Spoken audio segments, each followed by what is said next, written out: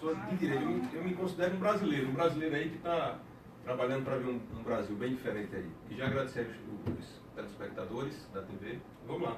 Na oportunidade dessa visita está conosco também o deputado do PSC por São Paulo, Eduardo Bolsonaro, filho do Bolsonaro, que inclusive se envolveu na polêmica aí, já a gente vai tratar disso. Todos os grupos, amigo, aqui que eu faço parte, são muitos de política no Brasil inteiro, só falam desse assunto, já eu falo sobre isso. Seja bem-vindo, Eduardo Bolsonaro. Eu que agradeço, Guto, e sempre que possível, né, ao vivo, onde não tem a possibilidade de haver gravações, edições e distorções, a gente está aqui com muito prazer para conversar com todo o povo da Paraíba. Primeiro, seja bem-vindo, deputado Jair Bolsonaro. Mais uma vez o senhor vem à Paraíba, o senhor esteve aqui em 2015, numa visita, também fazendo essas palestras. Está de volta aqui, o senhor fez uma palestra ontem em Campina Grande, hoje faz outra aqui em João Pessoa. Seja bem-vindo, deputado. Muito obrigado. Obviamente a gente tem uma palavra de esperança, uma palavra baseada na verdade de que o Brasil tem jeito. Não estamos em campanha, mas, obviamente, o comparecimento de muitas pessoas nesse evento não é apenas nos prestigiam, mas nos dão condições e força para continuar lutando por um Brasil melhor. E vocês sabem disso, né? Quanto mais certo você quer fazer as coisas, mais difícil é.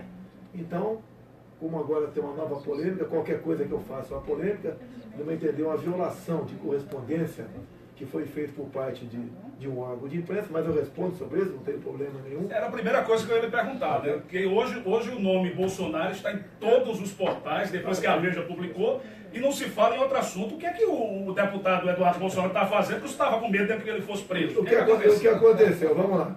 Quinta-feira da semana passada, a eleição da mesa diretora, né? Muitas vezes ele esconde coisa minha, e eu vou para cima dele. É filho, leva bronca. E daí eu fiquei sabendo que ele não compareceria à sessão de votação lá em Brasília da eleição da mesa. Daí eu mandei um WhatsApp para ele, né? E joguei pesado em cima dele, ok? E onde ele estava? Ele estava na Austrália. Estava na Austrália.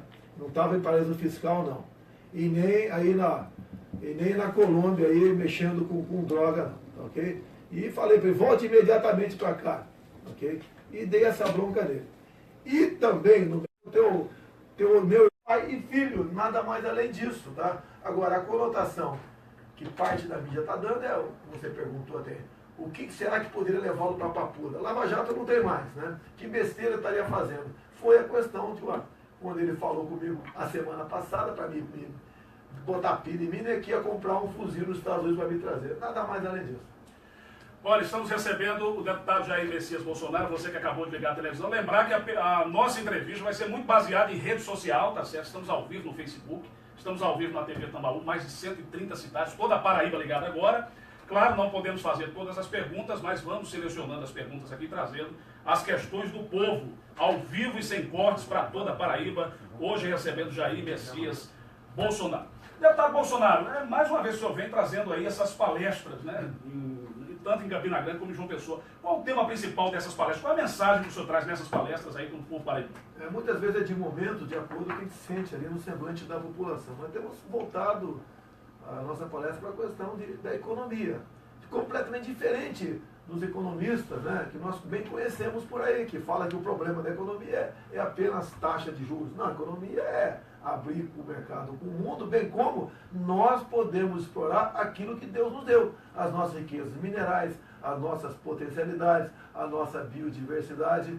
Então essa é a essência tônica. E tenho mostrado de que porque o Brasil não está nessa linha alinhados com países do primeiro mundo, como por exemplo, Coreia do Sul, Japão, Israel, Estados Unidos.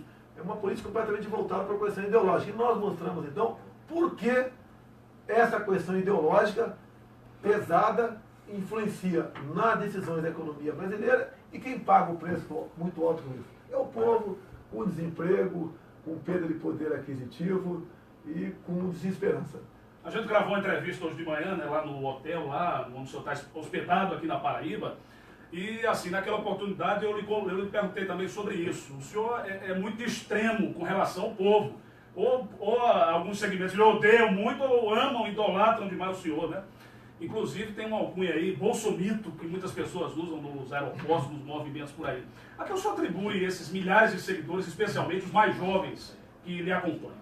A garotada aí despertou para a verdade, para a realidade. Eles não são mais presas fáceis para a esquerda, para a doutrinação marxista. E eu, ao falar a verdade e mostrar, por exemplo, o que aconteceu no passado no Brasil, até chegarmos a esse ponto que nós estamos, né, de completa desesperança, eles vão entendendo que quem está ao lado da verdade sou eu, que a verdade só tem uma face. Né? Uma moeda tem duas faces, mas na verdade só tem uma, né? Não tem inversão do fato. E eles vêm ao ver seus pais, seus parentes, seus amigos perdendo emprego e sem qualquer esperança, ao ver amigos aqui, como nunca, buscando uma dupla nacionalidade para poder sair do Brasil, eles começam a ver quem é que fala a linguagem patriótica do Brasil. É o Jair Bolsonaro. Infelizmente não tem mais ninguém, gostaria que tivesse. Tá, ok? Então isso aí desperta a curiosidade da garotada e eles vão nos assistir, nos ouvir, nos seguem e têm participado ativamente da vida política do Brasil, por influência em parte da nossa parte. O senhor teme que essa deusificação, vamos dizer, esse culto a um mito que nada mais é que um político atrapalha alguma coisa no processo democrático? A gente teve uns exemplos no Brasil que não foram muito positivos, né, deputado? O senhor conta. Desde o momento eu falo, o Brasil não tem solução fácil. Assim como não existe salvador da pátria. No passado tivemos salvador da pátria, o caçador de Marajá. Né? Nós não emborcamos nesse tipo de discurso. A gente mostra a realidade, né, das potencialidades do Brasil. E a garotada, em especial, acredita muito nessa proposta. A gente fala sobre tudo, né, questão de violência, como nós podemos aqui, não temos como zerar o número de mortes por 100 mil habitantes, mas continuar com um número próximo de 30, enquanto que país que tem armas à vontade, liberado ao povo, como os Estados Unidos, está na faixa de 4 mortes por 100 mil habitantes. E como chega lá? Nós temos a proposta. E o pessoal acredita nisso. E digo ao pessoal, o presidente pode muito, mas não pode tudo.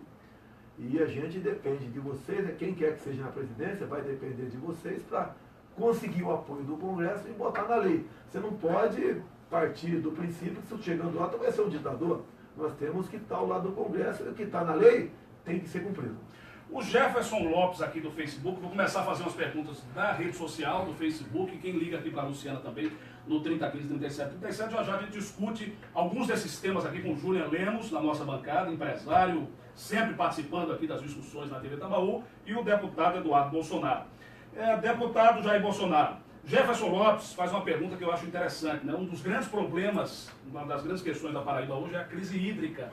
E ele diz quais são as suas ideias para combater efetivamente a seca do Nordeste. Eu tive com meu filho aqui, o ano passado, em Israel.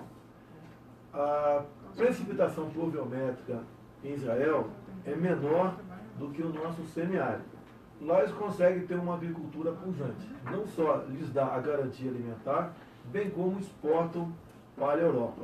Lá eles criam peixe no deserto.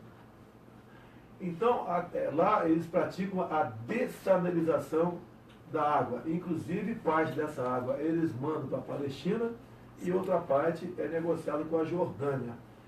Essa tecnologia, quando tivemos com o ministro da Agricultura deles, com uma visita bastante rápida, e conversamos com muita gente lá, temos muitos brasileiros lá, essa tecnologia, o israelense não está tendo como algo exclusivamente seu. Eles querem compartilhar conosco.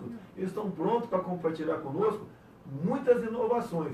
E nós gostaríamos de nos aproximar deles para que isso venha fazer parte da nossa política aqui. Entre elas, a questão da dessalinização. Agora, para deixar bem claro, tá? Eu prego também uma política de planejamento familiar. O Brasil não pode continuar crescendo de forma desordenada. Quase 2,5 milhões de habitantes a mais por ano, tirando os mortos. Planejamento familiar não seria controle de natalidade? Não, né? Não seria controle de posição do Estado. Ninguém, no meu entender, pode falar para você, você vai fazer a vasectomia, a Dona Maria vai fazer a laqueadura. Longe disso daí. É mostrar com programas, né, para o homem, para a mulher, né, que tem dificuldade, para mostrar o seguinte: você quer ter 1 ou 2 filhos, tudo bem, é um direito teu. Mas se partir para o 3º, 4º, 5º ou 6º, qual o futuro da sua molecada? E nós, pais, queremos os nossos filhos melhores do que nós. Nessa atual política do governo, de incentivo, inclusive, à paternidade irresponsável, através do programa Brasil carinhoso, cada vez mais faz com que o homem não evolua, tenha menos conhecimento. E o homem, cada vez com menos conhecimento, vai se aproximar de um dia onde todos serão iguais na miséria. Isso que nós não queremos no Brasil. O Nunes Laércio aqui está perguntando, gostaria de saber do deputado se será candidato à presidência da República e o que acha da atual conjuntura da corrupção no Brasil. É a pergunta aqui do Nunes Laércio. Ô Nunes, ninguém é candidato a presidente no momento, porque eu não sei porquê, né? Seria uma infração à lei eleitoral. Eu acho que qualquer um pode, até você, se quiser ser candidato a vereador, agora você pode falar que não é candidato a vereador. Da minha parte não tem problema nenhum. Mas se falar isso aí você está em curso aí na lei eleitoral para ter uma multa milionária. Questão da corrupção no Brasil. Eu sempre disse em Brasília que tão mais grave do que a corrupção é a questão ideológica. Se alguém bater tua carteira hoje, ô Nunes, você pode recuperar amanhã esse valor de outra forma. Agora, se alguém roubar a tua liberdade, com essa doutrinação que ainda se faz bastante presente em bancos escolares, você nunca mais vai recuperar a tua liberdade e, por tabela, você vai perder teu patrimônio também, porque no comunismo, né, ele se preza pela ausência da propriedade privada. Realmente está bastante conturbado, nós não podemos interferir, nem contra, nem a favor, né? E espero que essa operação Lava Jato aí, os nomes citados pelos delatores venham a público e o Supremo Tribunal Federal, com toda a crítica que nós temos, faça um trabalho como fez ali no passado o Joaquim Barbosa na questão do mensalão. Ô Julian, você é um dos grandes defensores também dessas ideias do deputado Jair Bolsonaro e como uma pessoa que defende a direita, você é um dos defensores do desarmamento, né? Dos defensores da revogação do desarmamento do país. E muitas pessoas estão perguntando com relação a isso, querendo saber da sua opinião e querendo que você faça uma pergunta nesse sentido, nesse aspecto, ao deputado Jair Bolsonaro, tratando dessa questão do desarmamento no nosso Brasil. Na realidade, eu sou um árduo crítico do desarmamento, né? Eu sou armamentista, mas não da forma como muitos pregam. Na realidade, também sendo inverdade, porque na realidade o próprio Estado do Desarmamento aquilo ali foi uma fraude em termos de informações que levou a sociedade dizendo que era uma coisa e era outra. Uma sociedade sem armas não quer dizer que ela seja uma sociedade mais segura. Entendeu? Não tem nada a ver uma coisa com outra, enfim. E eu defendo que o cidadão de bem ele possa portar uma arma de acordo com a lei. De acordo com a lei. E a minha pergunta ao deputado Jair é exatamente, caso em 2018 ele seja candidato à presidência da República, se haverá uma prioridade nesse sentido. Eu já sei a opinião dele, mas eu gostaria que ele explanasse nesse sentido. E principalmente para aquelas pessoas que têm fazendas, sítios aonde é quase que impossível, caso o cidadão tenha necessidade de um socorro ali para a sua integridade física, chamar a polícia, porque o Estado ele não tem condições algumas, isso é nem aqui nem em lugar nenhum, o Estado em condições algumas está em todos os lugares para proteger, né, sua vida quanto mais seu patrimônio. Então a minha pergunta é essa hoje aí, como é que fica caso ele chegue lá nessa questão? Obrigado pela pergunta aí. Você pode ver, nós ganhamos o referendo de 2005 da questão da produção, né, de armas de fogo e munições no Brasil. Nós dissemos não, ou seja, o Brasil pode continuar produzindo armas e munições e vocês podem comprar. O que o governo fez? Usando o Estatuto do Desarmamento, botou lá, numa das exigências para você comprar uma arma de fogo, comprovar a efetiva necessidade. Isso é uma questão subjetiva. E por orientação governamental, via Ministério da Justiça e também via Ministério da Defesa, acaba que hoje em dia você não pode comprar, basicamente, quase impossível comprar arma de fogo. Um presidente pode determinar sobre a Justiça que a efetiva necessidade já está comprovada pelo estado de violência que atualmente o Brasil já vive. Aí o presidente, sem mexer em lei, sem editar decreto nenhum, ele tem como fazer com que o povo possa, então, buscar o seu legítimo de defesa, pelo menos nesse momento, dentro da sua casa. Eu adianto, como você falou, em propriedade rural. Quem hoje em dia está em paz, na sua casa ou no campo? Ninguém. Propriedade rural, é muito comum, recebo reclamações lá, são os roubos em fazenda, o material defensivos agrícolas, fertilizantes. E a punição para isso quase não existe. Isso estimula a violência. O que eu gostaria de aprovar, como sendo direito do proprietário rural, é um fuzil para defesa da sua propriedade. com o excludente de licitude, invasão ao domicílio, a invasão à propriedade privada, ele tem o direito de atirar, matar, responde, mas não é preso. Dessa forma você vai inibir o crime. Se não tiver como inibir o crime, ele cada vez crescerá mais. Você pode ver o que o pessoal tem pregado ultimamente, né? Além do desarmamento. O fim da polícia militar. Olha o exemplo que estamos acontecendo agora aqui no estado do Espírito Santo. Vamos acabar com a polícia militar? Como é que vai ficar a nossa insegurança? Ainda mais você sem condições de se defender sequer dentro da sua casa. E complemento, a posse da arma de fogo, né, e a flexibilização do porte de arma de fogo visa não só defender a sua vida, bem como defender a nação de um aventureiro que queira, porventura, implantar uma ditadura em seu país. O deputado Eduardo Bolsonaro, o senhor, não só por ser filho do deputado Jair Bolsonaro, mas o senhor é um policial federal e também tem ideias parecidas, né, muito similares como essa. A questão do cidadão ter uma arma não podia também gerar uma falsa sensação de segurança e acabar, por fim, aumentando mais a violência? A dúvida também das pessoas com relação a isso. Não, negativo, Guto. Hoje o país está desarmado. E, fazendo aqui as palavras do deputado Jair Bolsonaro, quem é que se sente seguro como que está aí?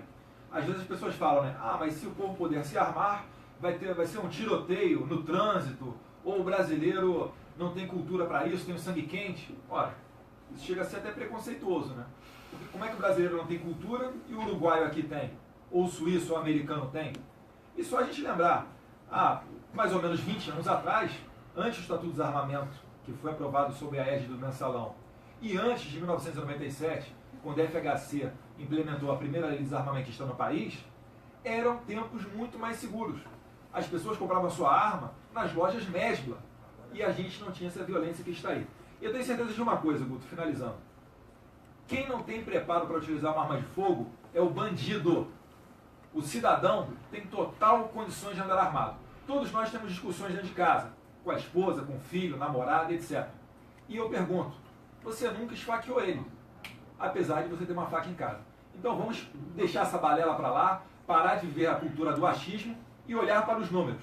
Com o desarmamento, ano após ano, estamos batendo recordes com relação a homicídios com arma de fogo. Deputado Jair Bolsonaro, estão chegando muitas perguntas, agradecer pela audiência em toda a Paraíba, especialmente João Pessoa, toda a turma do Facebook. Eu tenho aí informação que o Brasil inteiro está acompanhando agora. Está sendo retransmitida essa entrevista no Facebook, né, do deputado, no Facebook da TV Tambaú e aí por todo lugar, na rede social, ao vivo, essa entrevista hoje. Muitas pessoas estão querendo saber a sua opinião sobre a situação lá do Espírito Santo, né, o que é que está acontecendo, o que o senhor faria a respeito se fosse o atual presidente da República. Tem uma declaração polêmica aqui de Marcelo Freixo, eu vou falar nela já já, mas primeiro o senhor responde. Olha, o governador Paulo Artung, que está há 7 anos sem conceder qualquer recomposição salarial à sua polícia militar, é que tem que ter a humildade, chamar as autoridades responsáveis pela segurança pública, que são os policiais militares, no caso aqui, e conversar com eles. E botar na mesa o que ele pode e o que não pode atender. Não pode, os governadores, como no caso aqui, o Paulo Artung do Espírito Santo, continuar se prevalecendo da disciplina do militar para subjugá-lo, para escravizá-lo. A grande resposta que está sendo dada agora, lamento a morte de inocentes, o que vem acontecendo lá, é o seguinte: estava muito forte uma campanha para colocar um fim à polícia militar, ou seja, transformar todo mundo em civil.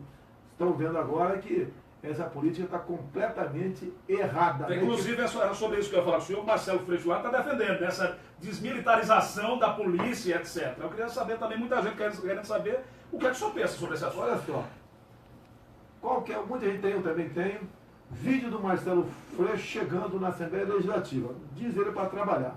Não menos com 6 seguranças policiais civis do CORE ao lado dele. Ou seja, um homem que prega o desarmamento, prega o fim da polícia militar, vive com policiais ao seu lado. Você, para ter crédito, para ter moral, você tem que dar exemplo. É igual, por exemplo, o exercício militar. Se não tiver nada para comer, o capitão Bolsonaro não come junto com os cabos e soldados. Completamente diferente da postura adotada pelo Marcelo Freixo, que tem um apelido lá, que eu não vou dizer aqui, mas tem a ver com o nome dele. É muito fácil você cobrar dos outros, ok? Mas não fazer a sua parte. Isso é o senhor Marcelo Freixo. Olha, perguntas de todo jeito, muitas tratando aí das polêmicas que tem na internet, envolvem o nome do deputado Jair Bolsonaro, né? Muitas perguntas aqui, gente de toda a Paraíba está perguntando, inclusive estão perguntando assim, Bolsonaro, candidato em 2018, o senhor daria um abraço no deputado João Willis? É o Edgar Bartolini tratando daquela questão toda que o senhor A resposta já está dada para você. Um ano e meio, eu entrei no avião da TAM e vi que o João Willis estava num banco, né, ao lado do meu. Liguei meu telefone celular e quando sentei-me do lado dele, ele se levantou e foi para outro banco. Ou seja, ele me discriminou. Uma atitude preconceituosa. A questão dá abraço, dá em amigos, dá em parentes. O que eu tenho para ser amigo do João Willis no campo das ideias? Nada. Eu não posso apoiar um parlamentar que tem um projeto de lei em Brasília permitindo que um menino de 12 anos de idade, caso queira, independente da vontade dos pais, possa fazer a sua cirurgia de sexo. Ou seja, o garoto pode cortar o seu piu-piu, independente da vontade do pai, porque está se sentindo menino. Não dá para você ter amizade ou dar um abraço em pessoas que pensam dessa maneira. No resto, né, eu trato ele como um cidadão que tem todo o direito de, apesar de eu ser contra, e tenho certeza 99% da população ser contra também essas ideias, mas que faz parte da vida diária do parlamentar dessa maneira. Abraço nele, eu sei que ele vai dizer que também que não gostaria de dar em mim, poxa, mas abraço e dá amigo, tá ok? Deixa eu abraçar a Daiane aí. Daiane, um abraço para você de Pombal. Meu amigo Márcio Paiva está aqui com a gente, obrigado. Toda essa turma toda participando. E estão querendo saber qual a sua opinião sobre os direitos humanos no Brasil. Olha, não sou eu quem diz isso aí. Há muito tempo eu tenho falado que a política de direitos humanos no Brasil está para defender o bandido. E o pessoal faz disso um negócio. São muitas ONGs voltadas para defender direitos humanos de bandidos. É isso que eu penso sobre essas entidades. Se eu chegar lá, vocês, de direitos humanos, não vão ter um centavo de recurso para poder exercer esse trabalho favorável ao bandido e contrário ao cidadão de bem. Marcos de Santa Rita, como você pretende trabalhar com os pobres que vivem na periferia e que são vítimas da violência? Não entendi aqui, mas é mais ou menos Tudo isso. bem. Como o senhor pretende trabalhar? Você tira o pobre da miséria através do conhecimento e não de projetos assistencialistas. Essa outra questão você também ataca, visando, como disse agora há pouco, uma política de planejamento familiar. É muito bacana uma família numerosa, né? Mas você, pai e mãe, é o primeiro responsável por aquele ser humano, por aquela criança que você colocou no mundo. E nós sabemos que a nossa satisfação pessoal, em grande parte, está ligado à possibilidade de você possuir bens materiais. Essa é a nossa proposta, né? Uma educação e planejamento familiar. Depois do intervalo, a gente continua fazendo mais perguntas ao deputado Jair Bolsonaro. Ele responde, sim, sobre a questão das fronteiras, das reservas indígenas, do nióbio. Estão chegando através do telefone da Luciana, 3015-3737. No meu Instagram, @GutoBrandãoTV. No Instagram da TV Tambaú, @TV Tambaú. E também, claro, no Facebook, onde essa entrevista está sendo transmitida ao vivo na fanpage da TV Tambaú. A gente volta já.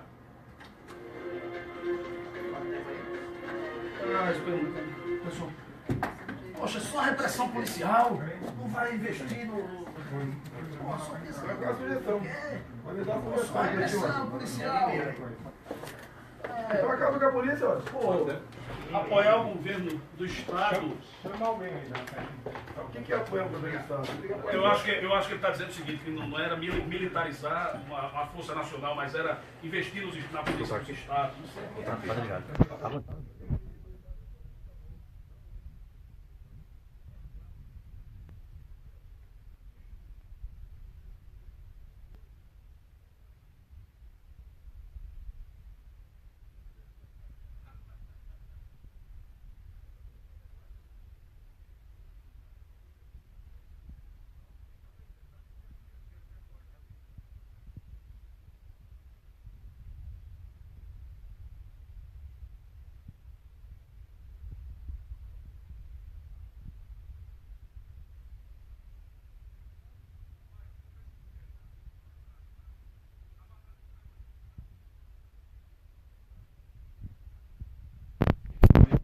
Qual a audiência do Facebook de vocês agora? Tá com 1.300. 3 mil. 1.300. Tá no dele, né? No dele. Agora 2.700. Fica variando. Tá no intervalo, pessoal, aguenta aí, pessoal. Essa é a multa rodando. Bicho, eu tô aqui pra ficar louco aqui, bicho. Esse WhatsApp aqui. Vai outro. Aqui do lado dessa. TV Tambaú. Vamos lá.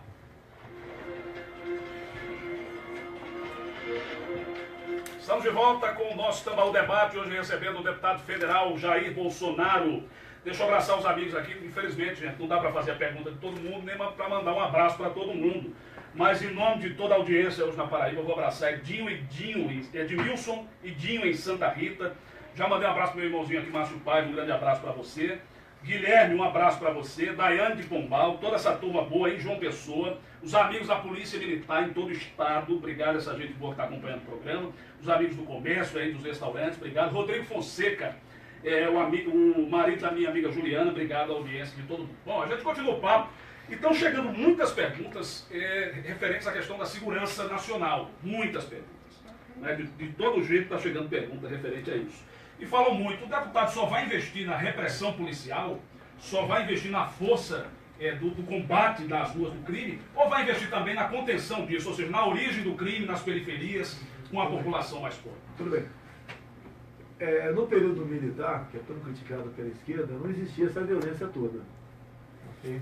E nós temos um vídeo do Lula, lógico, tem uns 10 anos esse vídeo dele, onde ele elogia os governos militares, onde havia pleno emprego. O homem, uma mulher empregado, ele está muito menos propenso a cometer qualquer ato infracional. Você tem que investir nisso, na questão do emprego. E eu tenho falado isso na economia, usando as potencialidades do nosso Brasil. Fica em emprego dessa forma. E não apenas, né? Você vai entrar no assunto daqui a pouco, pegando essas grandes áreas riquíssimas em minérios e demarcando como terra indígena. Ok, estão perguntando qual é a sua opinião sobre o casamento gay. Vai ser feliz, né? Agora, pela Bíblia, não existe essa possibilidade em vários livros do casamento de pessoas do mesmo sexo. O que os ativistas gays tentaram no passado, através do projeto de lei 122, foi, ao criminalizar a homofobia, também punir de 3 a 5 anos de cadeia o pastor ou padre que, porventura, não realizasse o casamento no religioso. Ó, tenham paciência, né? Vão ser felizes, como muitos homens e mulheres são felizes através da união estável. Tá ok? Ninguém é contra aí que você continue com o seu parceiro do mesmo sexo, vai ser feliz. Na mesma linha dessa pergunta, para esse assunto aqui, o senhor rechaça essa tese que o senhor é homofóbico. Isso nunca aconteceu. Isso daí vem lá de trás, quando eu combati o kit gay.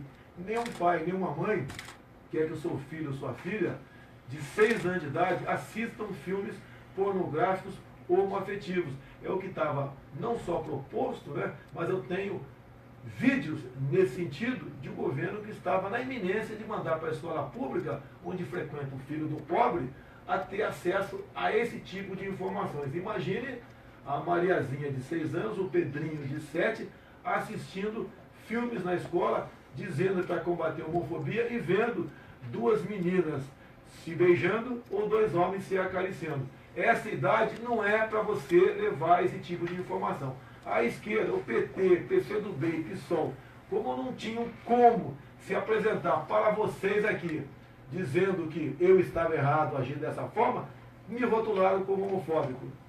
Atenção, pessoal gay do Brasil, vai ser feliz aí, tá ok? Assim como nós héteros somos. Olha, muitas pessoas aqui da Polícia Militar, aqui só está dando policial militar também, nos grupos da Polícia Militar, tá certo? Muitas pessoas perguntando sobre isso que está acontecendo na Paraíba, Juliano. Sobre tudo que está acontecendo aqui na Paraíba, especialmente o que está acontecendo aí no Espírito Santo. Você tem uma pergunta nesse aspecto que fica isso sim. Jair, o que a gente está vendo agora aí é que a polícia deixou de ser Estado para ser vítima do Estado. A situação que ocorre hoje no Espírito Santo, aquilo ali é um caos. Aqui é a demonstração total da falência do gerenciamento do Estado sobre a segurança pública. Aqui no estado da Paraíba já está circulando aí notas de blogs dizendo que as esposas dos policiais também estão querendo ir para a frente dos quartéis e impedir que as viaturas parem. Então está instalado o caos, que foi falada há 8 anos pelo secretário de Segurança, não recordo o nome agora, de Fortaleza, onde ele disse, do Ceará, dizendo que o sistema público ele estava a caminho de um blackout, de uma falência. Estamos vendo isso hoje. Não só no sistema penitenciário, não só agora com a questão dos policiais militares, que muitos deles, isso é escondido da grande mídia, muitas vezes tiram suas próprias vidas em desespero pelo caos que se encontra, pela falta de dinheiro, pela remuneração. Então, em minha simples aqui opinião, eu acho muitas vezes que o trabalho de policial, uma vez eu disse isso, é sem futuro, porque você só tem a perder muitas vezes. Jair, como é que você vê uma situação dessa? Há condições de policial trabalhar no Brasil hoje? O que vem acontecendo ao longo dos últimos anos, ou décadas, é que as autoridades, os governadores, que são os chefes máximos das suas respectivas polícias militares, se prevalecem da disciplina do militar para subjugá-lo. Ou seja, como ele não pode fazer greve, nós não estamos defendendo isso, não pode se sindicalizar e não estamos defendendo isso, eles acabam sendo esquecidos. E o que é mais grave, né? Tem algo mais importante do que a tua vida, Júlia, é a sua liberdade. Um homem sem liberdade perdeu a sua vida. E hoje em dia, o que acontece na Polícia Militar do Rio de Janeiro? O policial tem muito mais medo do capa preta do que do marginal com a ponto .50 em cima do muro. Porque qualquer coisa que porventura venha acontecer de anormal numa operação militar, mesmo sob estresse e às 2 da madrugada, invariavelmente esse homem vai para trás das grades. E agora temos mais um problema ainda, né? Que não foi legislado. O Conselho Nacional de Justiça resolveu criar a figura da audiência de custódia. Ou seja, o policial, ao deter alguém, está ali sequestrando, roubando, estuprando, ele leva esse alguém num prazo máximo de 24 horas na presença de um juiz. E ali vale a palavra do bandido. Se o bandido falar que foi torturado, que foi coagido, que foi esculachado no deslocamento entre o local da prisão e a autoridade judiciária, dificilmente esse policial militar não responde de imediato um processo e não vai para a cadeia também. Então, o desestímulo para com a carreira militar é cada vez maior. E o policial, muitas vezes, está fazendo nada mais além da sua parte, porque se ele quiser fazer algo mais e mesmo para melhor, ele vai perder a sua liberdade. Então, isso aí que os governadores têm que decidir. Eles têm que peitar o politicamente correto, peitar ONGs, peitar a política de direitos humanos, para poder mostrar à polícia. É um exemplo que acontece nos Estados Unidos, como o Trump bem falou agora, né? Já recém-eleito, que falou que o meu policial vai ser prestigiado. Lá, o Júlia, se o marginal apontava para um policial, a lei lá é dentro de cada estado, mas na maioria dos estados apontar, ele pega 20 anos de cadeia e lá não tem essa brincadeira de progressão de pena. Bom comportamento. Olhei o almanaque de tio Patinha na biblioteca lá da cadeia, ele é posto em liberdade em tempo menor. Olha, muitas perguntas estão chegando aqui com a questão pontual da sua homenagem ao Coronel Ustra. Muitas perguntas aqui, né? Pessoal aqui falando várias opiniões. O José Padilha Neto diz aqui: o que o senhor diz a respeito da sua homenagem ao Coronel Ustra no dia da votação do impeachment de Dilma Rousseff? Para mim, defender Ustra, para ele pessoalmente, é defender a ditadura. Isso é lamentável, sabendo que este mesmo coronel é um grande ditador militar e torturador. O que é que o senhor diz a respeito disso? Olha, ele sofreu processos de várias entidades. Não existe uma só sentença criminal transitada e julgada dizendo que ele foi torturador. Agora eu vou te dar um exemplo muito simples que qualquer um vai entender. Nós vivíamos a Guerra Fria. Ou o Brasil estava ao lado dos Estados Unidos ou ao lado da União Soviética. Lá sim uma ditadura ferrenha. O que aconteceu naquele momento? Estava de um lado o Coronel Brilhante Ustra. De outro lado nessa guerra estava José Genuíno, José Dirceu, Carlos Marighella, a terrorista Dilma Rousseff, entre outros. De que lado você estaria nessa guerra? Se a esquerda tivesse ganho aquela guerra no passado, pode ter certeza que você hoje não teria qualquer liberdade. Veja agora os funerais do grande homem aí, que chama conhecido como Fidel Castro. Quem estava lá chorando ao lado do caixão do Fidel Castro? Lula e Dilma Rousseff. É sinal que eles têm amor, têm paixão e queriam como atos do presente demonstram que o Brasil tivesse um regime ditatorial a exemplo de Fidel Castro. Você queria isso para o Brasil? O coronel exerceu muito bem o seu passado dentro do DOI-CODE em São Paulo, interrogando terroristas que treinavam em Cuba, na Coreia do Norte e na China, para que a guerrilha fosse desbaratada no Brasil. Você pode ver, se não é as Forças Armadas, né, agirem com firmeza no Araguaia, hoje nós teríamos, a exemplo da colônia, uma Farc no coração do Brasil. Este homem, repito, foi um herói. E o livro escrito pelo coronel Carlos Alberto Brilhante Ustra não é um livro de poemas, não, ou de pensamentos. São fatos que ele conta, por exemplo, como a equipe de Dilma Rousseff executou um major alemão no Rio de Janeiro, como a equipe deles lançou um carro-bomba e matou Mário Cosel Filho em São Paulo em 1968. Como ocorreu a primeira bomba aqui de peso no aeroporto de Guararapes, em Recife. Como o então tenente Alberto Mendes Júnior, da Polícia Militar de São Paulo, foi executado em cárcere privado pela VAR Palmares de Dilma Rousseff. Isso são fatos relatados em toda a mídia daquele momento. Você acha que esse pessoal que agia dessa maneira queria e lutava por democracia ou lutava para o regime próprio para si, a exemplo do existente ainda em Cuba até o presente momento? Deputado, o senhor tem 30 anos de vida pública e o senhor teve aí alguns mandatos como deputado federal do Brasil. Quais são os seus principais projetos, suas principais ideias assim mais marcantes ao longo desse tempo? Eu tenho em torno de 500 proposições apresentadas ao longo desses 30 anos. Né? Alguns me criticam às vezes, o cara está 30 anos lá e não aprovou nada. Olha, é tão importante como você fazer um gol, você não tomar um gol também. A proposta minha mais atual, além da fosfetanolamina, que infelizmente o Supremo segurou, que é aquela pílula do câncer, né? Eu sou um dos autores e um dos que mais trabalhou para que isso fosse aprovado lá em Brasília, porque quem está com câncer terminal não tem tempo, cara. Daqui a poucas semanas, né, estão batendo na porta dele.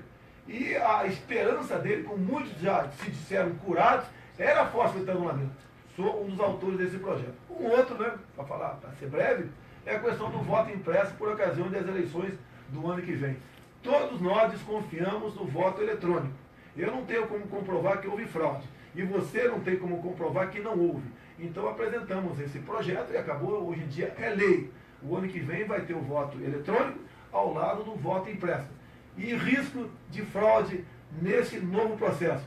Zero. Você acha que isso não é evoluir democraticamente? Eu não sei o que seria. Marcos de Lima Júnior está perguntando quais são as suas propostas para o crescimento do país, do Nordeste, da preservação ambiental e de outros temas aqui, especialmente do crescimento do Nordeste. Né? Qual é a vocação maior do Nordeste que eu vejo? Eu posso estar equivocado. É o turismo.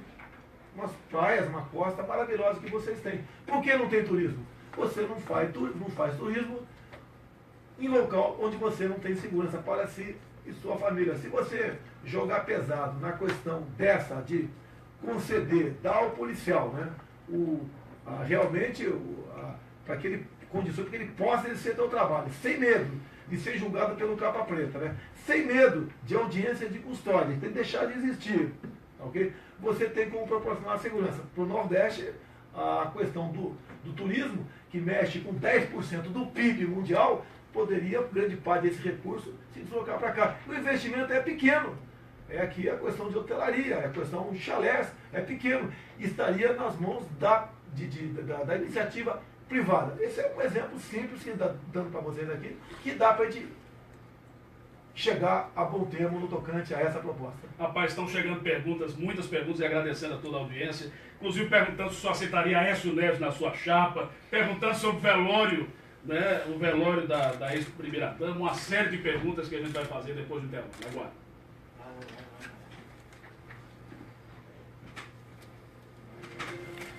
Era para ele? Estranho tudo. Entra aí, cara. Esse rapaz aí quer tirar uma... Agora vai dar? Você quer falar alguma coisa? Você está fazendo um gesto? Fala, Márcio. Diz aí, querido. Tudo bom, Márcio? Tudo bom, Márcio? Muito obrigado pela carona lá no dia lá no aeroporto. Eu pedi para fora e ia me levar lá. Ah, é? De volta à Câmara. Bolsonaro, caso você ganhe para presidente do Brasil, qual seria a sua iniciativa? Beleza?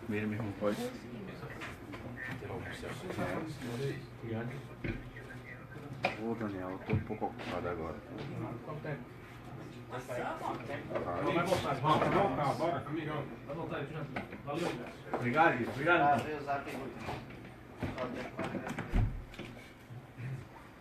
Um minuto. Eu pensava que Você é jornalista. e mesmo assim vai entrando demais. Você foi. Júlia, ele vai passar Edson vai passar o desenho que fez Jair Bolsonaro. Esse aqui tá, pessoal. Conhece ele? Não. Harrison, jornalista. Sim, rapaz. Esse vai passar o desenho. A gente boa demais. Esse cara, ele mandou um... Deixa tudo. Isso aí. Gente boa demais. Esse barulho. Opa! E aí, É a pessoal? primeira vez que faz ao vivo no Instagram. Opa, coisa boa aí. Hoje, com na o Paraíba. prazer de receber aqui os deputados federais Jair Bolsonaro e Eduardo Bolsonaro, batendo um papo, né, falando sobre tudo, não só sobre questões de desarmamento, né, sobre isso tudo, mas falando essencialmente sobre os desafios do Brasil como um todo. Especialmente aqui na nossa Paraíba, né? Nós temos um estado que tem sofrido, ao passar do tempo, por conta principalmente de política, dessa coisa toda, e a gente está ao vivo agora no voltando do programa.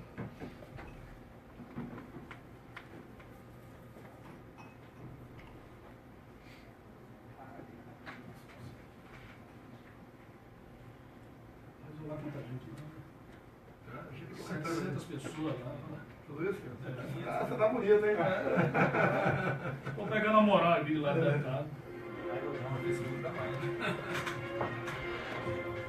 Estamos de volta com o nosso Tambaú Debate, hoje recebendo o deputado federal Jair Bolsonaro, também Eduardo Bolsonaro, esse rapaz traquino, né?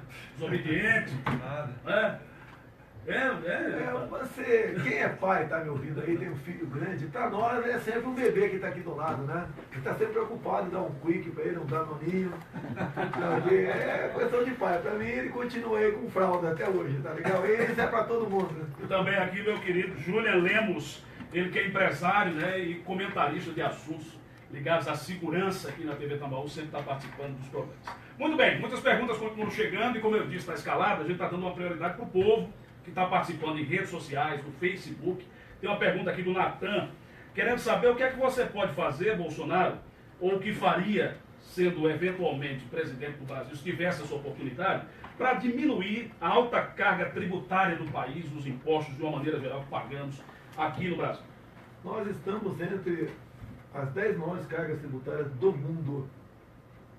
E o que tem a menor contraprestação de serviço em função disso. A tal da reforma tributária, eu estou aí quase 30 anos dentro do Congresso, eu nunca estive na frente de nenhuma proposta nesse sentido, você não consegue evoluir. Por quê?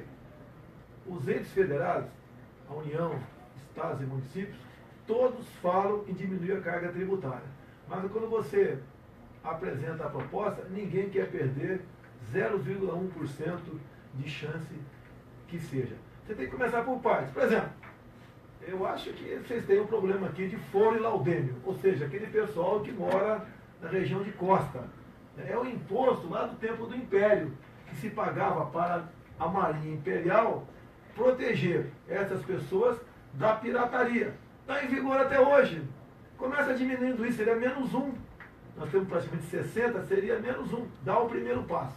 Seria por aí. No resto, quem falar que vai resolver e vai decidir essa questão e vamos lá, sendo presidente, está sendo, no meu entender, não é equivocado, não. Ele está sendo, não está agindo com caráter com o eleitor que fez essa pergunta. O Ramos do Bairro dos Estados quer saber se o senhor trocou PP para o PSC só para conseguir legenda para ser candidato a presidente da República. É o que foi acertado e foi combinado. Lamentavelmente, por ocasião das eleições do ano passado, o presidente do PSC pessoalmente foi no Maranhão e junto com o governador Flávio Dino do PCdoB fez acordo em praticamente, uma coligação em praticamente todos os municípios lá do Maranhão. E o Flávio Dino, inclusive, se gaba até hoje, que o único país que tem mais prefeituras comunistas do que ele é a China.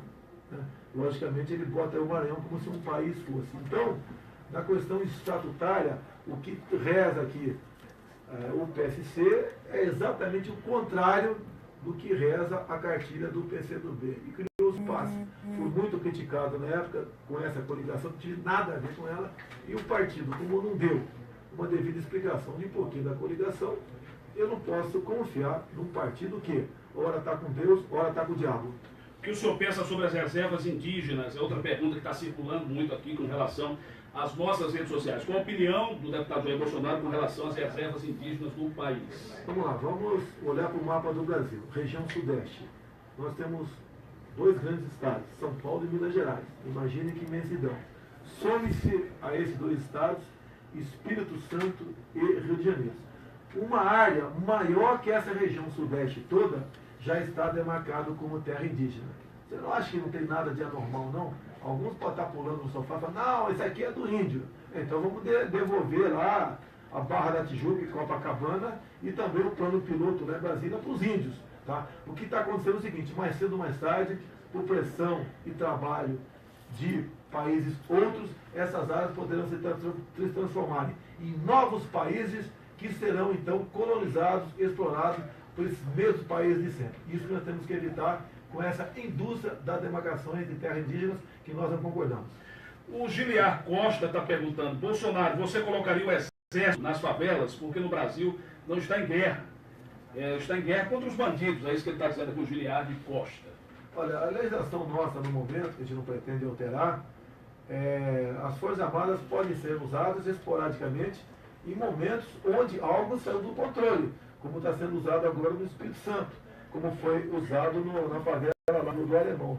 A população, nesses momentos, aplaude as Forças Armadas, mas a atribuição da segurança pública é do seu respectivo Estado. A favela não precisa, no meu entender, de Forças Armadas lá dentro. A favela precisa de conhecimento. Você pode ver, muitas escolas do estado do Amazonas e Goiás foram militarizadas, ou seja, o diretor passou do coronel e metade do corpo docente, oficiais e praças. No passado, essas escolas eram as piores em todos os índices.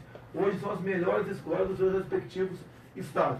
Então você tira, repetindo aqui, o pobre da miséria através do conhecimento. E a educação de qualidade se faz a partir do momento que você tem como exigir do aluno respeito e responsabilidade. O senhor vai defender isso? Se por acaso chegasse a presidência da República, o senhor faria esse debate de militarizar as escolas? Eu sempre tenho falado, a questão, quando você fala em candidatura, eu não quero receber uma multa trilionária do TSE. No primeiro momento nosso, né, teremos uma proposta. Hoje nós temos 13 colégios militares do Exército pelo Brasil. De imediato, nos 2 primeiros anos, em todas as capitais de estado do Brasil, teríamos um colégio militar. Num segundo tempo, a partir aí do início do 3º mandato, todas as cidades com mais de 1 milhão de habitantes também teriam isso. E estaremos estimulando os estados a militarizar escolas ao lado dessas conhecidas, né, favelas, essas áreas aí onde o pobre se faz presente. E quando tive numa dessas escolas militarizadas, lá em Manaus, os pais que fizeram presente por ocasião da minha visita, né, me abraçaram, cumprimentaram, como se fosse uma obra minha. Não era obra minha, foi do governo de estado junto com a sua polícia militar. Eles não querem que os filhos saiam da escola. Você vê cenas, né, que foram filmadas, a molecada está indo embora, acabou as aulas, está lá um sargento, um cabo na frente, tomando a tabuada, 7 vezes 8. Se você erra, tu volta para o fim da fila. E é impressionante, né? O pai lá fora, ao ver o filho voltando para o final da fila, quando ele consegue acertar e sai, ele é pego pela orelha fora lá da escola, levado para casa. E o moleque vai então decorar a tabuada em casa. Isso é bacana, porque o conhecimento que tira o homem da pobreza e da ignorância. O senhor entende que assim, o senhor é um deputado federal, mas é inevitável essa questão nacional que o seu nome é lembrado para a presidência da República, né? E muitas pessoas começam a mandar perguntas, inclusive falando muito dessa questão política.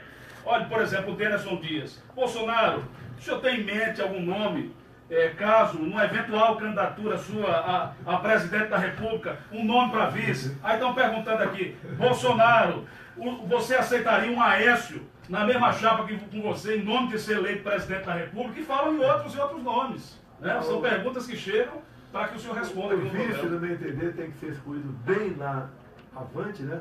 Até que esse vice possa suprir as suas deficiências. Eu não posso botar um vice de acordo com... uma mulher, tem que ser uma mulher para dizer que você não é isso, não é aquilo. É um vice em função de cotas. E tem que ser o mais tarde possível isso daí, para exatamente, né, você, quando você forma a chapa, aquele pessoal que não conseguiu emplacar seu vice começa a dar pancada em você. Então tem que atrasar essa pancadaria em cima de você na escolha desse vice, que é muito importante. Já tiver como, por exemplo, o vice hoje em dia que está governando o país. No passado, o vice Itamar Franco, que foi o autor, na verdade, do Plano Real, que estabilizou a nossa economia. Não foi Fernando Henrique Cardoso, ele quer pegar isso para ele. Não foi. Logicamente, eu gostaria que o Temer tivesse a estatura política de Itamar Franco. Ou seja, falando desse assunto, Temer não está sendo um bom presidente, vai conseguir vencer a crise econômica? O que nós estamos assistindo no momento é um governo que está muito preocupado, né, em o que fazer para terminar seu mandato, tendo em vista a questão da Lava Jato, sinalizar, apontar e excitar grande parte o seu governo. Ok, olha só. De tantas perguntas que a gente falou sobre essa questão da mulher, eu estou falando, né? A questão da mulher. Estão querendo saber sobre aquela polêmica. Pergunta para o deputado Bolsonaro, pergunta a Lady Kathleen, sobre o que ele disse que mulher deveria ganhar menos porque engravida. O que é que o senhor disse? O senhor disse isso em algum contexto? Tudo que acontece hoje em nossa vida é filmado e gravado. Me aponte aí um órgão de imprensa, né, que uma voz minha, uma imagem minha falando isso. O jornal Zero Hora, maldosamente, resolveu me entrevistar sobre a seguinte questão: por que a mulher ganha menos do que o homem? Que é uma verdade. Eu estudei, fui inclusive de pesquisas, e o que dizem as pesquisas é exatamente o seguinte: a mulher ganha menos, tendo em vista ela ter um direito trabalhista a mais, que é o caso da licença maternidade. É isso que eu falei falar. E o empresariado, quem contrata, prefere contratar mais um homem do que a mulher. Não é opinião minha, isso é um fato concreto. O que maldosamente o jornal Zé Hora fez? Falou que eu defendia que a mulher deveria ganhar menos do que o homem porque engravida. É um absurdo. Agora, faz isso o tempo todo comigo. E eu tenho que passar centenas de momentos explicando o que na verdade aconteceu. Olha, sobre a educação, Jefferson Souza, o que é que o deputado vê como futuro? Aqui está fazendo campanha, né? Não posso fazer campanha, né?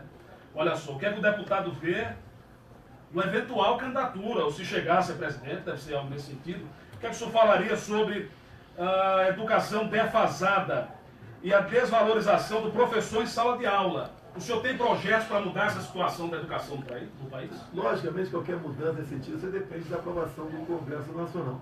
Ao longo dos anos, em especial depois de Fernando Henrique Cardoso, né, chegou à presidência, retirou-se do professor o seu poder de exercer a sua autoridade em sala de aula. Pesquisa recente em São Paulo, da Associação de Professores, né, diz lá, 70% dos professores já foram agredidos, física ou moralmente, por alunos ou pai de alunos. Começou isso tudo, aquela brincadeira do aluno, do Joãozinho, votar ou na Dona Maria ou no seu João para ser o diretor da escola. Ele vota em quem? Naquele que fala abobrinha para o Joãozinho, para a Mariazinha. Não tem que ter eleição para diretor. Quando muito se tiver, é entre os professores, não entre alunos. Assim sendo, você cada vez mais forma, faz com que professores que visam alcançar esse cargo, que tem uma gratificação extra, a ser bonzinho, camarada, dar nota boa e fazer os gostos dos respectivos alunos. Você tem que mudar isso aí. E também mudar o currículo escolar. A escola não é lugar para você aprender tanta besteira como está no previsto hoje em dia. Um dos últimos das leis sancionadas por Dilma Rousseff, o ano passado, antes de deixar a presidência, foi criando aí a doutrina, né? Criando aí a dança em escola. Que dança em escola? Que criança tem que dançar na escola? Dançar na boquinha da garrafa? É isso daí? Não tem que ter dança em escola, não. Quem quiser ser artista no futuro, que entre ali numa universidade voltada para esse tipo de cultura. Como é que o senhor vê os políticos paraibanos lá em Brasília? Inclusive seus pares aqui da bancada federal. Tem algum que o senhor tem mais sintonia, admira mais? Eu deixaria ali para o Júnior falar sobre isso aí. Quando converso com o parlamentar lá, eu não fico preocupado com o seu Estado. Né? Quem responde aqui perante a população das questões nacionais que dependem da atividade parlamentar são os 12 deputados federais aqui. Agora, o Wellington Roberto, por exemplo, vou falar, né? Ele foi sorteado para ser o relator daquele meu caso, o Brilhante Ustra. E ele falou, como fez, né, que votou pela minha absolvição, ou seja, pelo arquivamento do processo. Mas, infelizmente, ele abriu mão e não quis relatar o meu processo. Ele perdeu a oportunidade também de entender de, pelo menos nessa questão... O senhor ficou chateado com o Wellington Roberto, é isso? Não, eu me dou bem com ele, tá ok? Eu não fico patrulhando a vida particular ou profissional de qualquer parlamentar dentro da Câmara. Ele perdeu uma grande oportunidade aí de ter o teu nome vinculado ao meu como relator do processo que pedia a cassação do deputado Jair Bolsonaro. Eu fiz o voto como relator contrário à cassação. Perdeu essa oportunidade aí. Isso também tocante aos senadores, né? O senhor não acompanha muito o trabalho do Castro e do Maranhão. E o Raimundo Lira, são os três senadores. Tenho que falar sobre o Raimundo Lira, sim. O Raimundo Lira eu procurei no passado, porque além do voto impresso em lei, nós temos o voto impresso previsto em emenda constitucional. E ele está como relator. Ele já adiantou que vai fazer o relatório favorável à nossa proposta do voto impresso por ocasião das eleições futuras. Então, um gol aí para o Raimundo Lira, né? E um gol para o Wellington Roberto também, que apesar de ele ter aberto o bom da relatoria, ele votou pelo arquivamento do meu processo. Olha, muitas perguntas chegam também para o filho do Jair Bolsonaro, o deputado federal Eduardo Bolsonaro, perguntando qual a ideia que você já tem da Paraíba, se vai sugerir algum projeto aqui para a Paraíba. Estão chegando perguntas, muitas pessoas fazendo elogios a você também, o deputado Eduardo Bolsonaro. O estado de São Paulo é um estado grande, tem uma Só lembrando, ele é deputado federal pelo estado de São Paulo, o PSC, o mesmo partido que o senhor. Sim, especificamente para a Paraíba, a gente não tem como propor projeto, né? Lá no Congresso Nacional, nós fazemos leis para o Brasil inteiro. Então, quando a gente fala aqui de segurança pública, escola, reserva indígena, com certeza são leis projetos de lei que também afetam a Paraíba. Então, perguntando, e o salário mínimo? O senhor pretende mexer no salário mínimo? Pretende ajudar alguma coisa com relação ao trabalhador, sendo eventualmente presidente da República, num possível mandato? Quanto o senhor acha que seria o salário mínimo ideal do trabalhador brasileiro? Olha, o ex-presidente João Batista de Oliveira Figueiredo Emanuel Rangel foi feita essa pergunta para ele, que tu acha que se o senhor ganhasse um salário mínimo? Ele falou, eu daria um tiro na minha cabeça. Ok? Olha, o poder público tem que interferir o mínimo possível nas questões voltadas para a iniciativa privada. É muito fácil para mim, como legislador, propor um salário mínimo de 3, 4, 5, 10 mil reais. Agora, o empregador tem como atender o que a classe empregadora, deixa bem claro, hein? Olha a questão das mulheres ali, não é opinião minha, é de quem emprega. O empregador tem dito para mim e para outros por aí que o trabalhador vai ter que chegar um dia e tomar a seguinte decisão: eu quero menos direitos trabalhistas em emprego ou todos os direitos trabalhistas em desemprego. É para onde o Brasil está caminhando. Hoje em dia é muito difícil você ser patrão. Eu poderia ter uma microempresa e ter meia dúzia de pessoas empregadas, mas tendo em vista a burocratização da questão da legislação trabalhista, eu acabo ficando na minha. Se fosse menos burocrática, menos direitos e mais deveres, como é nos Estados Unidos, a pessoa que faz a mesma coisa nos Estados Unidos e faz aqui, lá ele tem casa própria, tem carro, tem uma vida com dignidade. Aqui nós temos tanto direito que acabamos não tendo nada. Agora, você, ao querer colocar isso na mesa, vai todo mundo falar, ele quer acabar com o direito do trabalhador. Repito, não sou eu que está dizendo, aquela pessoa que está dizendo isso. Quem diz isso são os patrões. E você chega à conclusão. Deputado, uma das coisas importantes para qualquer economia é a questão empreendedora, né? Está aí no mundo inteiro discussões e o senhor tem propostas nesse sentido do empreendedorismo. Inclusive, assim, muitas pessoas estão perguntando, o senhor apoia questões como marketing multinível e outras soluções empreendedoras para o país? Vocês podem falar sobre esse assunto, mas estão querendo muito me ouvir o deputado Jair Bolsonaro sobre esse assunto. Como desenvolver e fortalecer o empreendedorismo do país? O marketing multinível foi até uma questão que o amigo Sandro Rocha trouxe para a gente, salvo engano, uma decisão até liminar do Acre, que acabou proibindo esse tipo de empreendimento. De fato, a gente tem que seguir exemplos que dão certo. Eu vivo falando, né? A gente não precisa inventar a roda, é só copiar o que deu certo no mundo. Por exemplo, Singapura, um país muito mais pobre do que o Brasil e, por receber esses tipos de empreendedores, acabou colocando o seu país hoje como um país de primeiro mundo. Então, com certeza, O que a gente teria que fazer nessa área é uma maior desburocratização. São exatamente menos leis, menos portarias, menos intervenções estatais. Quando o Estado não atrapalha, a iniciativa privada desempenha muito bem o seu papel.